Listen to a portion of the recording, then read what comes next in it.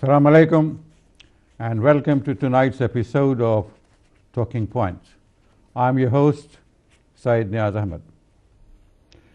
When I said Assalamu alaikum, I was invoking peace and blessings of the Creator on my viewers. Our topic today is peace. In our studios, we have a gentleman, Dr. Vijay Mehta. His lifetime goal is to establish peace in the world. And for this peace, he has been working. He has established a center, and we'll talk about that later. He has written so many books, and one of his books that we are going to discuss today is How Not to Go to War. Can you just display it, please? Yes. Right. This book is his latest work. Dr. Mehta, you have been a very established businessman, and you were involved in kind of international business, and suddenly you decided that you have had enough of that. Yeah. And something awaits, something beckons you, something calls you, a greater achievement or a greater challenge was there to establish peace in the world. How did it come around? Well, what happened is that we were having a very thriving business, clothing business and food business and other businesses. And I was contributing to peace organizations financially. And then I realized not much was happening, and I need to take part in it. And secondly, it's in my gene, in the sense that my grandfather was during the conflicts between India and Pakistan, when there was a partition, and he worked for Hindu-Muslim unity. So that was not the conflict. That was the partition. The partition, yes. Yeah, and the gene was there. So even my father, he was also a freedom fighter. So and he knew all those leaders like Nehru and Krishna Menon and others. So once it was like a transformation to say to myself, look, I've been doing this, and I have to take a active role in building peace in the world. Right. So I gave my business to my children, and then I took the road at building peace. And I've been so fortunate that even my daughter has followed me. Great. So it goes on, and she's doing great work in a charity called Fortune Forum Charity, in which she's working for mitigating climate change, poverty reduction, and for philanthropy. Right. Your book, How Not to Go to War, it's a very catchy topic, I must say. And it talks about establishing departments for peace and peace centers worldwide, and possibly Ministry of Peace in many governments. And I see that from the commendations on the cover by Mr. Jeremy Corbyn, the leader of the Labour Party, that he believes that it will be a good idea to establish, and also you have been commended by none other than a man of peace, Dalai Lama. Sure. This How Not to Go to War, it raises many questions, and the absence of war is peace, right? And that's what we are going to talk about. See,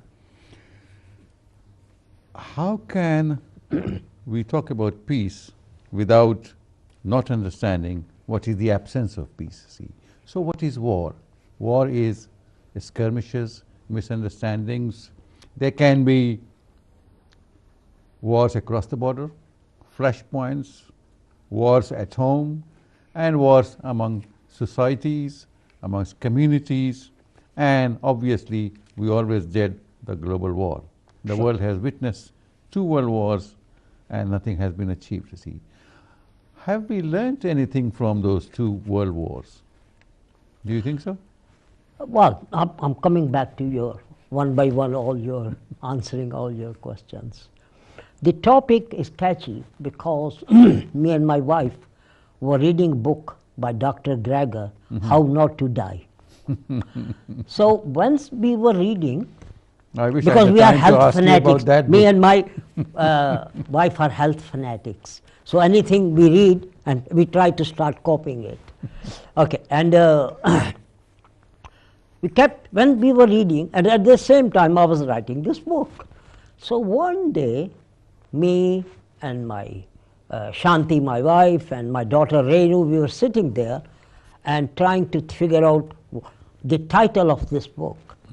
And I think my daughter or my Shanti said, how about how not to go to war?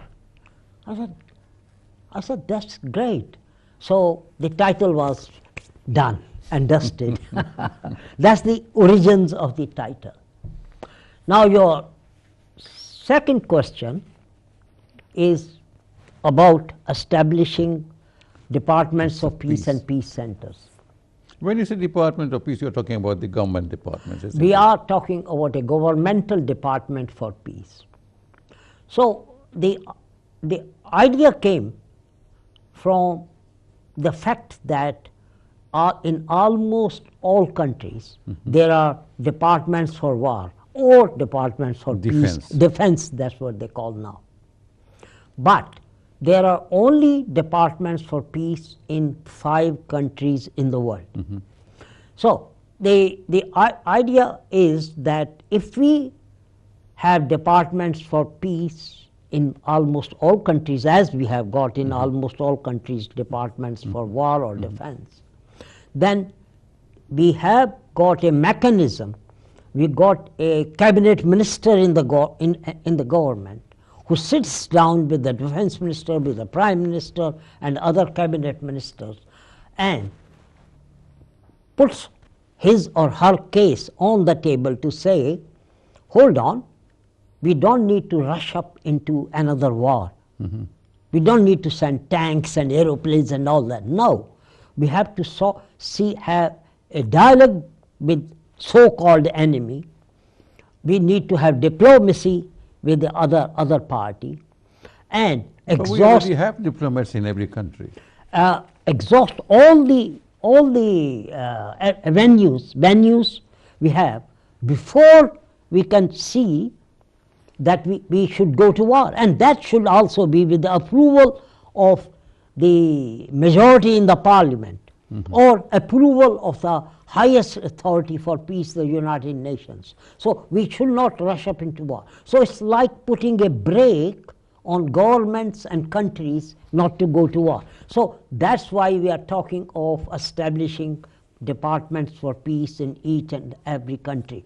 Luckily for us in UK, that the present Labour government under Jeremy Corbyn has got it in their manifesto, Labour manifesto, that once he becomes Prime Minister and Labour comes into power, he will establish a Department for Peace. And he's already nominated a shadow minister for peace and disarmament, and his name is Fabian Hamilton, MP for Leeds, and he's a friend of mine.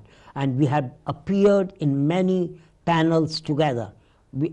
A week before, we were at University of Bradford speaking together on Department of Peace. He came to launch my book with students, Bradford, University of Bradford Peace Department. He came there to launch my book, and I spoke and he spoke at that place. So there is, in some quarters of the government or the establishment and the political arena, there is an approval of this idea that there should be departments of peace, see. But it will go along with the Department of Defense, isn't it? Because that is what they are going to negate. What is going to happen to this $1 trillion worth of arms trade? This is manufacturing. It's ridiculous. You know, artificial tensions are created between countries. For example, the present Defense Minister, Gavin Williamson, is saying, oh, Russia is attacking us, or we got North Korea. These are the what I call the bogeymen, or Iran, for example. So they have to, we have to have contrived events or mechanism, or you can say we try to build false tensions in the world for asking government for more budget for armaments. And can you believe it that we are all talking about Brexit? With 39 billion we are saying every year we are giving to European Union. But what about the 52 billion per year we spend on armaments, year in, year out, 2016, 17, 18, and we are spending again in 2019. So what is a bigger drain on our economy? The 39 billion we sent to European Union and we get it back. People don't understand. The European Union puts so much money in the deprived areas of Britain, like in Glasgow and other areas. And with the armaments, what do you get back? More death of more of our young soldiers, more tensions. You know, this is a fallacy that if you have got a bigger army, if you got a bigger, more weapons, we will be more safe. It will be acting as a deterrent. It will be acting as a deterrent. And it has been time again proved that is not the case. You know, our streets are not more safer because we have got more armaments. And the second point one need to understand is who is the enemy. For example, we have relative peace for 70 years. Yeah, before that, we used to always go on war, 30-year war, 10-year war, 1,000-year war. But we don't go now because the blessings of the European Union. For the first time in modern history, we got a very peaceful era. And if we are living in a very peaceful world, what is the need of spending 60 billion on armaments when we are crying for health care, education, jobs, and teachers and all, even police, cutting the police force on the streets and all that. If we were trying to save some money from that defense budget, not only there will be enough money for Department for Peace, but also to create more jobs. But there's so many stakeholders like businessmen, the middlemen, the maintenance men. If you buy 10 aircrafts, you've got to maintain it. There are contractors, there are people who are getting money on the side, the commission.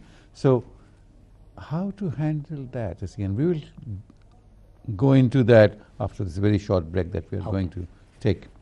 It's very interesting that there are so many stakeholders and yet the idea of peace is being accepted worldwide. Thank you for being with us. We'll be back after this very short break. Don't go away.